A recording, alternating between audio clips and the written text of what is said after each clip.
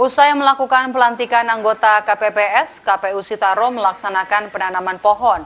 Penanaman ini sebagai bentuk kepedulian KPU melestarikan dan menjaga keseimbangan alam. Penanaman pohon juga dilakukan sebagai upaya mengembalikan hasil pemanfaatan alam berupa kertas dari pohon-pohon yang diolah menjadi logistik pemilu 2024. Nanti kita tuh naik kemarin, dekat Pak. Foto bersama. Ini dilakukan penanaman pohon serentak se-Indonesia. Jadi semua KPPS sebelum dilaksanakan pelantikan oleh teman-teman KPPS, mereka diwajibkan untuk membawa pohon untuk dilakukan penanaman di tempat masing-masing.